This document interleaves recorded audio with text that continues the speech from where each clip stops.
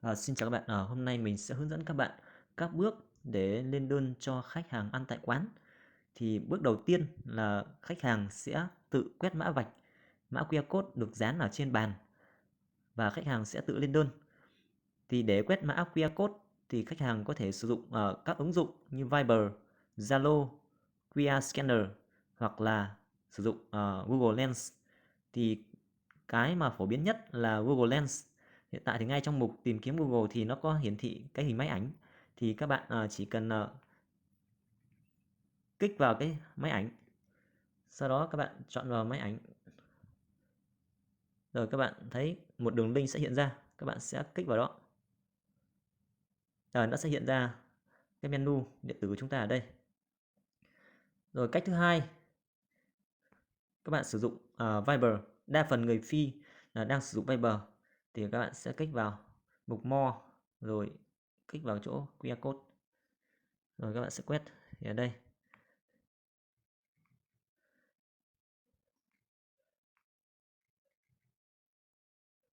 Quét QR code đây. Rồi chúng ta sẽ open. Rồi thực đơn điện tử sẽ hiện ra. Rồi cách thứ ba là chúng ta sử dụng Zalo. Đa phần người Việt đang sử dụng Zalo. Khi khách hàng Việt tới thì chúng ta có thể hướng dẫn họ sử dụng Zalo để quét mã vạch. Ở đây chúng ta sẽ vào QR code ở phía trên góc phải màn hình. Chúng ta sẽ quét, nó sẽ hiện ra đường link, chúng ta sẽ mở link và nó sẽ liên kết tới cái menu điện tử của chúng ta. Đây chính là giao diện mà sau khi khách hàng quét QR code thì ở đây mình vừa quét QR code ở bàn số 3 nên nó sẽ hiển thị là bàn số 3 ở đây. Số 3 ở đây. Rồi tiếp theo thì khách hàng sẽ chọn các cái categorize mà khách hàng muốn order. Thì khách hàng sẽ chọn ở đây. Nếu khách hàng thích ăn bánh mì thì sẽ chuyển sang bánh mì. Rồi khách hàng Pinao thì khách hàng sẽ chuyển sang Pinao. Rồi Rice New sẽ hiện ở đây. Hoặc là khách hàng có thể tìm kiếm trực tiếp mà món khách hàng muốn mua ở đây. Đó. Hoặc là chọn ở đây, nó sẽ hiển thị ở đây. Đó, khách hàng muốn mua cơm. Thì ví dụ ở đây khách hàng muốn mua cơm thì chỉ cần kích vào dấu cộng là cơm gà sữa mỡ. Rồi kích vào giỏ hàng. Tiếp theo sẽ gửi yêu cầu. Rồi yêu cầu thành công. Rồi sau khi mà đơn hàng được chuyển tới quầy thu ngân ấy thì nó sẽ hiện ở mục đặt món. Nó hiện số 1 là đang có một đơn. Thì đây hiện ở bàn số 3. Đó, và chúng ta sẽ phải xác nhận lại với khách hàng là có đúng là họ đã một order cơm gà số mỡ hoặc là một order cơm rang thập cẩm hay không. Nếu có thì chúng ta sẽ xác nhận. Và sau khi xác nhận thì nó sẽ chuyển sang mục lên đơn ở bên màn hình của cashier.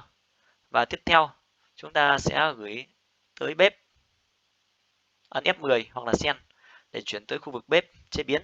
Sau khi đang sử dụng mà khách hàng muốn order thêm mà các món họ order chúng ta đã phục vụ rồi, họ order thêm thì họ vẫn cứ tiếp tục scan QR code và họ sẽ kích vào dấu cộng ở món họ muốn order thêm. Ví dụ order thêm gỏi cuốn, họ kích vào dấu cộng rồi đã vào giỏ hàng rồi họ lại tiếp tục gửi yêu cầu.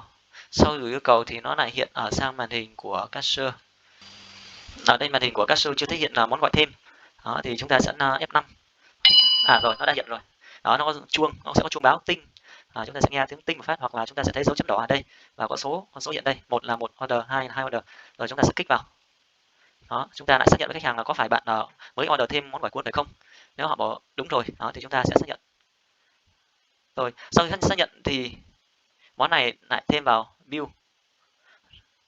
ở trên bàn số 3. Đó, và chúng ta lại tiếp tục gửi cái bill này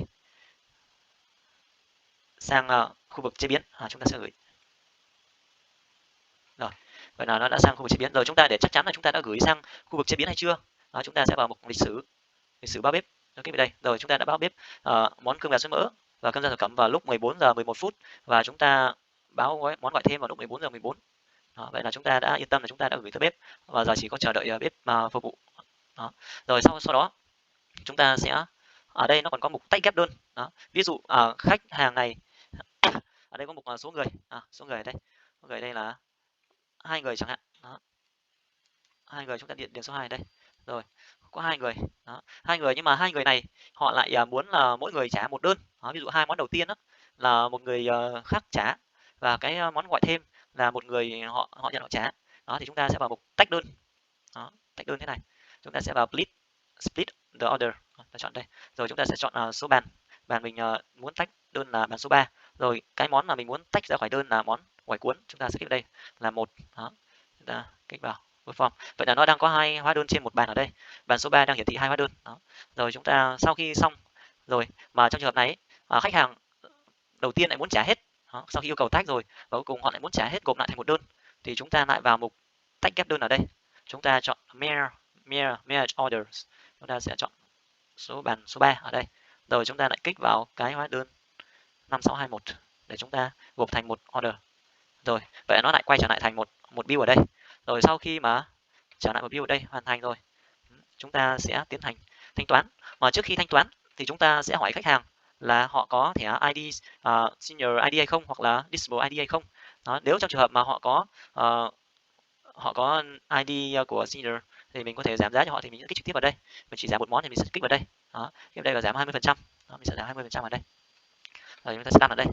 Tuy nhiên đấy, nếu mà policy của chúng ta ấy, mà chỉ có giảm giá có một order duy nhất, tuy nhiên mà họ lại order cái order này 2 order thì chúng ta phải thực hiện như thế này. Chúng ta để nguyên một order này được giảm. Tiếp theo chúng ta ấn vào dấu cộng ở đây. Rồi chúng ta sẽ thêm một gói cuốn khác ở đây, mà gói cuốn này sẽ không được giảm giá.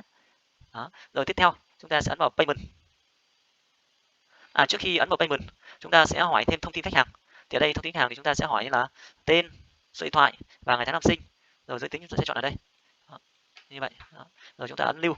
Đó. Cái mục đích ở đây là chúng ta sẽ tích điểm cho họ. Chúng ta sẽ có cái mục tích điểm để đổi quà. Đó. Thì chúng ta sẽ xin thông tin họ, trong trường hợp họ không muốn cho thì cũng không sao. Thì chúng ta sẽ bỏ qua. Rồi tiếp theo thì ở đây là cái giá. Giá ở đây thì giá bán tại quầy thì sẽ mặc định là general price book.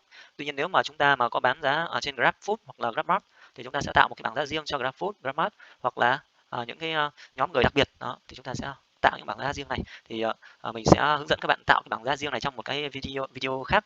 Đó, ở đây thì kênh bán hàng ở đây thì chúng ta đang bán tại cửa hàng, chúng ta sẽ chọn là Sales Store. Trong trường hợp mà chúng ta bán hàng trên GrabFood, chúng ta sẽ chọn GrabFood, rồi GrabMart hoặc là Grab Catering. Chúng ta đang có 3 kênh Grab tại cửa hàng PC, chúng ta sẽ chọn.